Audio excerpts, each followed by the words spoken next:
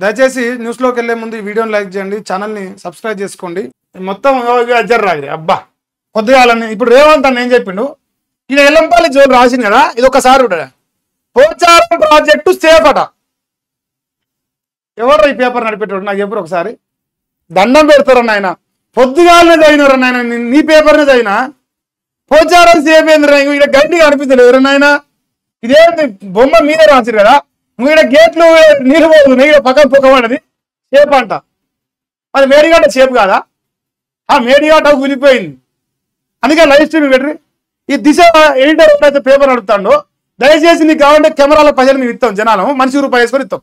4 కోట్లు అయితే మనిషి రూపాయి అయితే మేడిగడ్డ కాడు పోయి లైవ్ స్ట్రీమింగ్ పెట్టు కూలిపోయిందని. అదే రకంగా ఇంకో 4 పట్టుకపోయి ఈడిగో ఈ పోచారం కాడి పోయి ఆడబెట్టు.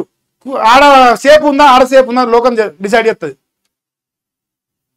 దీనికి ఎన్ని పైసలు, భజనకి ఎన్ని ఇస్తాడు రేవంత్ రెడ్డి మీకు నెలనాడు? అదన్నా చెప్పరు, మరి పేమెంట్ అన్నా చెప్పరు. పేమెంట్ రాంది ఇంత మంచిగా చూపుతురా మీరు? వరదలు తట్టుకున్న 103 ఏళ్ల నాటి నిజాం కట్టడం, భారీ వరదకు డ్యామ్ పై నుంచి ఉప్పొంగిన వరద, డ్యామ్ తెగిపోతుందని రాత్రంతా టెన్షను, వరద తగ్గడంతో తప్పిన ముప్పు, ఇది గర్వించదగ్గ సమయం అంటూ మంచి. ఎంత పెద్ద గర్వించదగ్గ సమయం తెలుసా? 6 నెలలు అవుతున్నా. ఎస్ఎల్బిసిలో 8 మంది అల్ల ఇరకపోతే 2 శవాలు వచ్చినట్టున్నాయి, మిగిలిన 6 శవాలు దొరకలే. అంత మంచి ఏంది ఏం పేరు, గర్వించదగ్గ మూమెంట్. గర్వించదగ్గ మూమెంట్. నాగార్జున సార్ కాడ ఒకటి కూలిపోయిస్తున్నారు, అది కూడా గర్వించదగ్గ మూమెంటే. మన పోతిరెడ్డి పాడు పొక్కకొచ్చి తొలగపోయిస్తున్నారు ఆంధ్రులు, అది కూడా గర్వించదగ్గ మూమెంటే. అలా కామారెడ్డి మొత్తం మునిగిపోయిస్తున్నారు, చాలా గర్వించదగ్గ మూమెంట్. ఎందుకంటే మనకు తలకాయల తెలివి ఎక్కువైపోయింది. ఈ తెలివితో ఐన్స్టీన్ అయిపోతుందని భయపడి తలకాయకు బిర్ర కట్టుకుంటున్నాం మనం. అంత తెలివి ఉంది. మరి రేపు కాళేశ్వరం పైన మాట్లాడతాడు ఈ సారు, ఉత్తమ్ కుమార్ సార్ రేపు కాళేశ్వరం పైన మాట్లాడు. గర్వించదగ్గ మూమెంట్ అంటవేందే, నీ దండం పెడతానే. నీ తెలివి ఎంతదో నల్గొండ జనాలకు తెలుసు. 103 ఏళ్ల నాటిది మరి నిలబడ్డదని రాసినవు, కరెక్టే మంచోడే అనుకుందాం, జరసేపు అనుకుంటా నేను కూడా.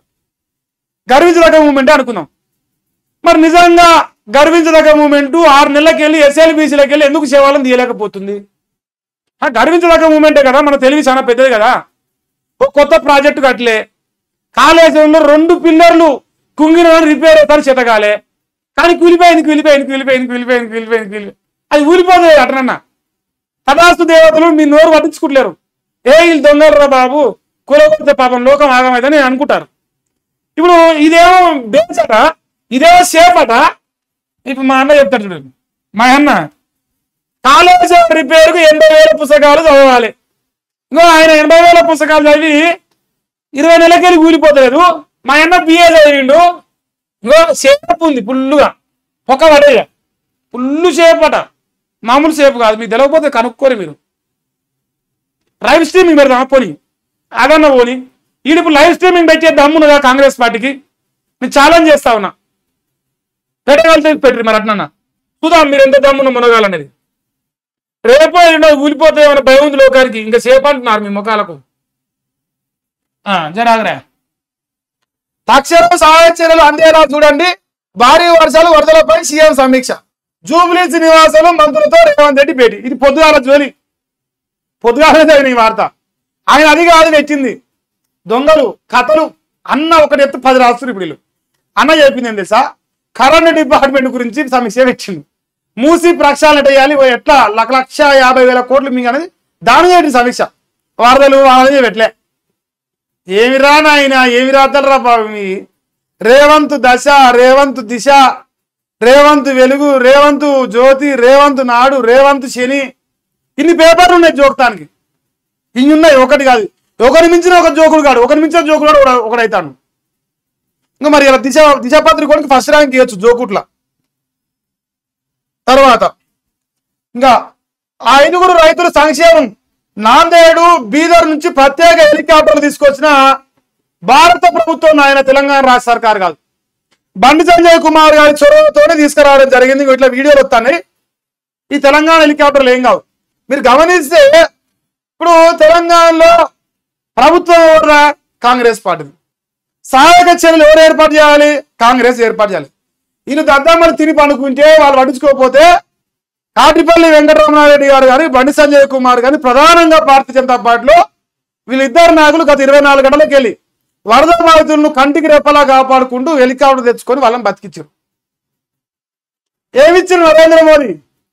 మనం ఏమిచ్చినాం? గాడిదిగుడ్లు. అదే మన బతుకు. చూడరా, వరదలో చిక్కుకున్న వారిని రక్షించిన రెస్క్యూ టీము సహాయక చర్యలో పాల్గొన్న కేంద్ర మంత్రి బండి సంజయ్ గారు. రాజన్న సిరిసిల్ల జిల్లా నర్మాల వాగులో చిక్కుకున్న 5 రైతులు క్షేమంగా బయటపడ్డారు. కేంద్ర మంత్రి బండి సంజయ్ చొరవతో నాందేడు బీదర్ నుంచి ఘటనా స్థలానికి చేరుకొని వచ్చాయి. ఈ సహాయక చర్యల్లో రెస్క్యూ సిబ్బందితో పాటు కేంద్ర మంత్రి కూడా పాల్గొన్నారు. ఎవరన్నా ఉన్నారా కాంగ్రెస్ వాళ్ళు? కాంగ్రెస్ వాళ్ళు ఎడగూలిపోతాని రుంగో మన సీతక్క గాడ రోడ్డు వలిపోయింది, ఇక్కడ వచ్చి దూరం ఉంటాను. బండి సంజయ్ గారి గురించి ఇట్లా రాస్తారు. రేపు రాయే ఈ పత్రికలు, ఎందుకంటే పొదటిలు మళ్ళీ రేవంతనం జోకాలి, పేమెంట్ రాదు మళ్ళీ, లేకపోతే రేపు ఈ వార్త రాదు. ఈ సందర్భంగా రక్షణ శాఖ అధికారులతో బండి సంజయ్ ఫోన్ లో మాట్లాడారు. రాష్ట్రానికి పంపేందుకు 2 హెలికాప్టర్లు రానున్నాయని తెలిపారు. ముంపు ప్రాంత ప్రజలను ఆదుకునేందుకు సహాయక చర్యలు చేసినట్టు కేంద్ర మంత్రి చెప్పారు. భారీ వర్షాలతో ఎస్ఆర్ఎస్పీ మానేరు నదులకు విపరీతంగా వరద వస్తుందని బండి సంజయ్ వివరించడంతో పాటు 2 హెలికాప్టర్ తెస్తాన కాపాడుతామయ్యా చేతనంత వరకు అంటాను. మా అన్న ఏం చేసా మీరు వస్తే చావురి, మా రాహుల్ గాంధీ ప్రియాంక గాంధీ హెలికాప్టర్ తిరగాలి వాళ్ళు అని చెప్పేసి వాళ్ళకు పంపించాడు మన హెలికాప్టర్లు.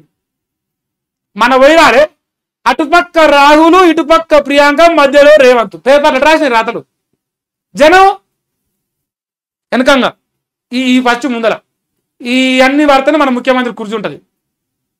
ఇందిరమ్మ రాజ్యం ప్రజా పరిపాలన అంటే ప్రజల్ని సాపి పొందలేదని చూస్తే భారతీయ జనతా పార్టీ నాయకులు బండి సంజయ్ కుమార్ గారు చొరవ తీసుకొని హెలికాప్టర్ తెచ్చి మందిని బతికిస్తాడు. వాళ్ళ రాత కట్టు వచ్చింది. ఓటు చోరులు ఏమని ఇప్పుడు కళ్ళు కనపడవు ఇప్పుడు ఓటు చోరులకు, అంతే. ఇంతవరకు ఎలా మారుతున్నాయా?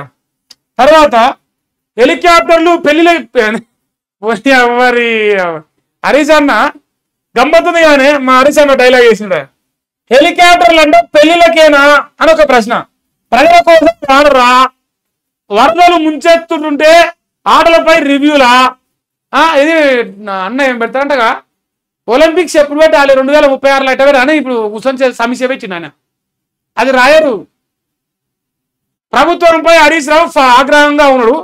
అంటే కాంగ్రెస్ పార్టీలో ఓ ఎమ్మెల్యేది, ఓ ఎంపీది, ఓ మంత్రిది బిడ్డ పెళ్లి కొడుకు పెళ్లి అయితేనే హెలికాప్టర్లు వస్తాయి. ఆ మున్నేరు వాగులు చచ్చిపోతే వాళ్ళకు పోలే హెలికాప్టర్. ఇలా కామారెడ్డికి పోలే, రేపు సిరిసిల్లకు పోదు, ఎల్లుండి మెదక్కు పోదు. ఏడికి పోలే తెలుసా? గల్లీకి ఢిల్లీకి, గల్లీకి ఢిల్లీకి, గల్లీ ఈ సోకులో తిరుగుతాయి.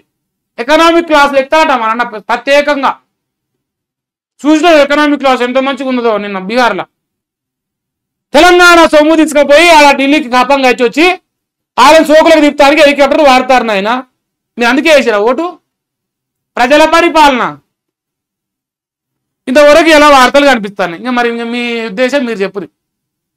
ఇప్పుడు ఇదంతా కాళేశ్వరాన్ని బదనాం చేస్తారు. ఓకే, నేను ఒక వార్త పట్టుకొచ్చిన. కాళేశ్వరాన్ని బదనాం చేసి వీళ్ళు ఫైనల్ ఏం చేస్తారు? తెలంగాణ రాష్ట్రంలో స్థానిక ఎన్నికల్లో వీళ్ళకు ఓట్లు కావాలి.